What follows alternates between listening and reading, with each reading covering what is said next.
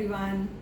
So I am Dr. Anuradha and today we are going to have some understanding on ultrasound features of myoma. So I will try to tell you something about the grayscale features, which of course primarily for all of us as gynecologists to know how they are going to present, and then a little bit of understanding on the role of color Doppler, because color Doppler has some role to play in diagnosis of the myomas, but primarily we depend upon the grayscale features. So let us understand how do the myomas they look on ultrasound.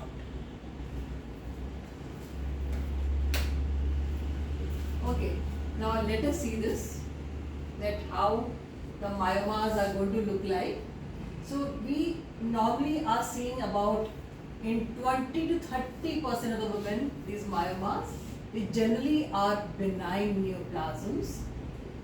They are multiple in large numbers, so you also see single, and they are a reason for about 12 to 15% of the patients presenting to us in the infertility clinic, and a very common cause of uterine enlargement.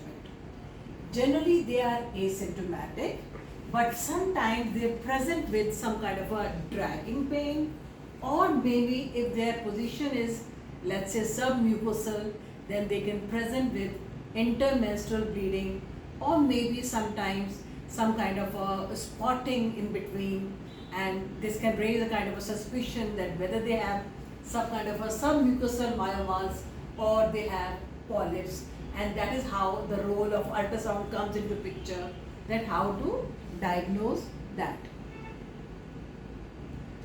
Okay, so leiomyomas, pathologically they are composed of the spindle shaped smooth muscles which are arranged in ball-like pattern, and they are separated by various amounts of fibrous tissues. The surrounding myometrium actually is compressed to form a pseudo capsule surrounding them, and that pseudo capsule is why so important, because sometimes when we are doing a myomectomy, we simply put a small cut on that capsule, that is the compressed myometrium, and we are able to enucleate myoma completely. So it's very important that pseudo capsule, we should know that this is a myoma and not a kind of an adenomyoma where there is no pseudo capsule, and you actually are going to have a very difficult time with torrential bleeding in case you're going for a myomectomy into a case of an adenomyoma where actually there is no myoma. So when they actually enlarge, they outgrow the blood supply, and then comes the central necrosis. So many times you will see degenerative changes coming into picture whenever the patient's size of the myoma is increasing, either during you can say pregnancy or during a perimenopausal time. But generally after menopause, is seen that when the level of estrogen and progesterone decreases, then the myomas start shrinking in size. So whenever there is a rapid increase in size, this can suggest a sarcomatous changes. So but uterine malignancies in the form of these sarcomas being formed in myomas is rare, but then we have to be very suspicious about and look for any kind of a sign or symptom which can suggest us, yes, this is a kind of a sarcoma which is being developed in the myomas. So symptoms, we all have now understood that they do not have much of symptoms. So maybe some pain or pressure symptoms depending upon where the position is. Sometimes the myomas are pressing on the urinary bladder and you have frequency of maturation, or on the posterior wall they can press on the rectum. You can have abdominal cramps or intermenstrual bleeding, which we have already discussed. But the symptoms, I will say this thing, are not that conspicuous that we can say that yes, we will be able to diagnose myomas only on the basis of symptoms. It's really not the case. Now let us first understand, I'll go to the next slide first, that what are actually the features of myomas, and then we'll talk about its position. So myomas on ultrasound, they appear as solid masses, right? With a whirl-like appearance. One thing. Second, they can be hypo or heterogeneous in ecotexture. Generally, they are hypoechoic. Hypoechoic means they look little darker in color. Then, because since they are solid masses, so what happens is there is attenuation of the beam, which leads to the formation of shadows behind them. This is very important feature which helps us to diagnose that these are actually solid masses. Remember in our physics class, we discussed this, wherever there is a cystic mass, there will be an enhancement behind. But whenever there is a solid mass, there is going to be a shadow behind. So behind myomas, we find shadows. And then comes the calcification. Sometimes you will find older myomas will have some kind of a calcification behind them. They sometimes look like a fetal head. But of course, the lady is not pregnant. We know that this is not a pregnancy. But sometimes the beginners, those who just started with their scanning techniques, get confused that what is this? This is looking like a fetal head. But actually, that's not a fetal head. And then comes the features of degeneration and necrosis. That means whenever it is outgrowing the blood supply, that time you find that features of degeneration will come into picture. Now let us understand that what are the locations and how do you define where that myoma is present. So lot of different nomenclatures they have come into view, but we all universally are following this. Intramural myomas, which are the most common myomas, they are within the myometrium with minimal or no bulging into the serosa or the endometrium. Why this?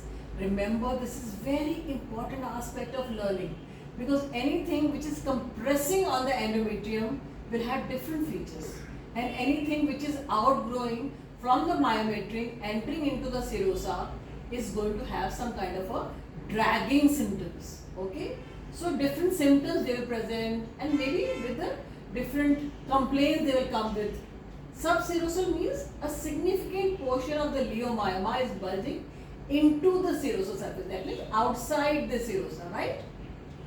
Submucosal, a significant portion of leiomyoma is bulging into the endometrial cavity, which is submucosal and which is one of the most important cause of infertility. Okay, pedunculated, as the name is suggesting, the myoma is exophytic and is attached to the uterus by a pedicle. Intracavitary, that means within the endometrial cavity and attached to the myometrium with the pedicle. So pedunculated and intracavitary are basically pedunculated myomas, either inside the endometrial cavity or in the from the serosa they are going into the peritoneal cavity.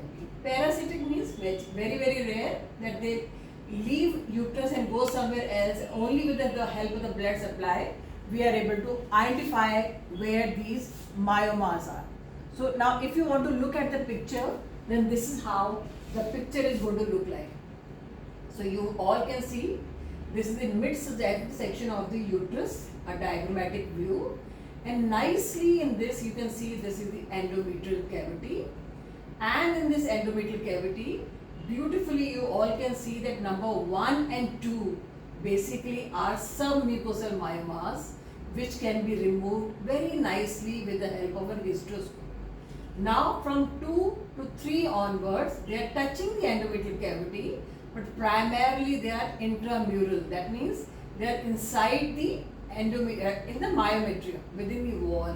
So naturally if you want to remove them, you need to have a laparoscope with you. See this, 100% intramural. 100% intramural, just touching on the endometrial cavity. More than 50% intramural and less than 50% in the endometrial cavity. But 1 and 2 almost in the endometrial cavity, and they can be removed with the help of a hysteroscope, and of course they are the major causes of infertility in the patients. Then as we understand, this is the serosa. So anything which is going outside this becomes either a subserosal or serosal depending upon its location, and for them of course we require a laparoscope to remove. So this is how you can either in your report write down the number for the location, that okay, I can see a submucosal myoma which is number 1 location, or if you find that that is pedunculated and you are using in fact a sonohistography, remember this, for polyps and some mucosal myomas, sonohistography is of great use.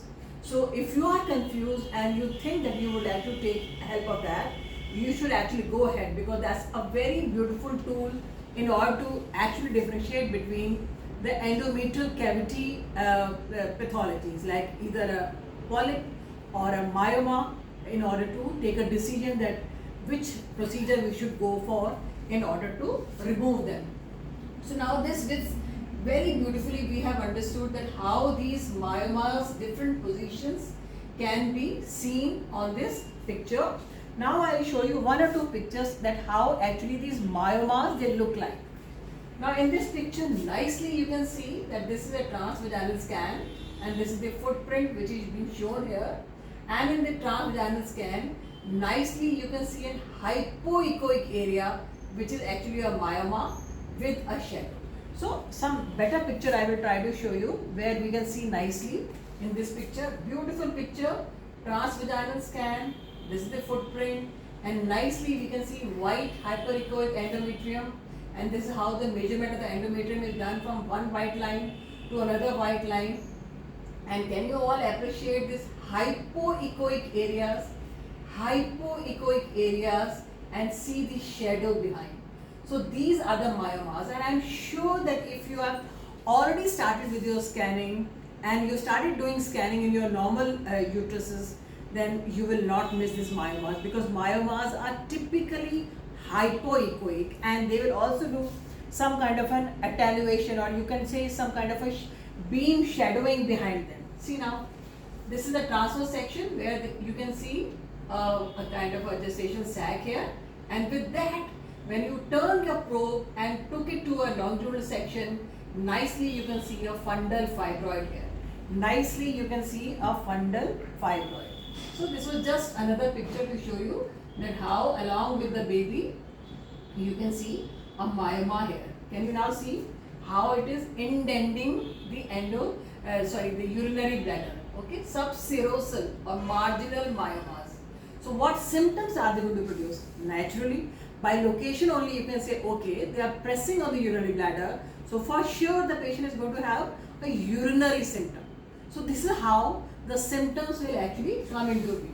Now can you all appreciate, this is the urinary bladder where you can see urine which looks black and echoic, and this is how a deformity of the anterior wall is taking place because of the small myoma which is indenting the urinary bladder. So these patients will present to you little early. So what is now the practical tip? Always do a TAS bus first and then TAS. Why? Because if there is a large myoma, if there is a pedunculated myoma, you will miss on that. So many times we have seen that once we did a transvaginal probe and I said, okay, the uterus looks okay. But the moment for some reason, I was not happy that there is something which is missing. Either, I was not able to find the cause of the pain abdomen or something, and I thought, okay, make your bladder full, and I'm going to again repeat an ultrasound to look for a transabdominal scanning. And then we found that there was actually a pedunculated myoma. And then in pedunculated myoma, the most important tip is that since it is a solid which is a little away from the uterus, you have to differentiate that from the fibroma of the ovary. Remember, solid ovarian masses arising out of ovaries is rare, but still we have to differentiate. So what is the practical tip? The practical tip is that you have to make sure that both the ovaries are seen separately and there is no mass arising out of that, and that solid looking mass actually is arising out of the uterus. And third important tip, use color Doppler. With color Doppler, you'll be able to see the vessels going from the uterus into the myoma. Let me see if I have some picture. I will show you. This again a picture showing an indentation of the urinary bladder. Can you see this? Now tell me, if you already started doing a scan, or if you are say this thing maybe a beginner, if you see this kind of a picture of a transabdominal scan, wherein you are seeing this uterus with this kind of a some abnormality which is entering inside the urinary bladder, remember this, in the myometrium, there are two only things which can happen this way, either the myomas or the adenomyosis. So in adenomyosis, generally such pictures are not seen. So in adenomyosis class, we'll be talking about the features of adenomyosis. So from this you are now getting some tips and tricks that how actually to diagnose the myomas in the gray scale. In my next class, I'll be talking about how a color Doppler is being used. I'll just show you one video so that you have some understanding that how actually a color Doppler has a role to play. Just a moment. See this video. Can you all appreciate this video? This is the color box which has been coming. This was a case of an intramural myoma, and you will see a marginal flow. Can you all appreciate the marginal flow around the myoma? See now how beautifully we all can appreciate a whirl-like appearance in the posterior wall. This is the endometrium and this is the myoma, and on color Doppler nicely we can see, yes, this is a case of a myoma with a marginal flow.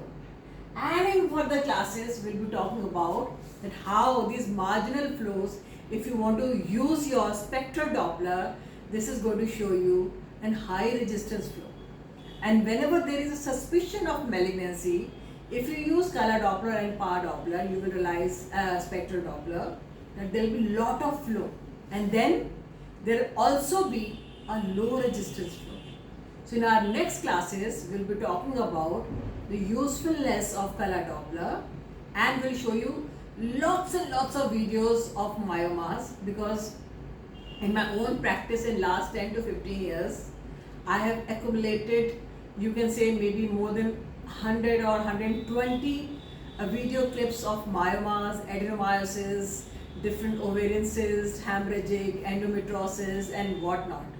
So if you are wishing to look for a good learning in either a basic or an advanced ultrasound course, then you can contact us in New Delhi Healthcare Academy, and we'll be more than happy to help you learn ultrasound from our own experience. Thank you so much.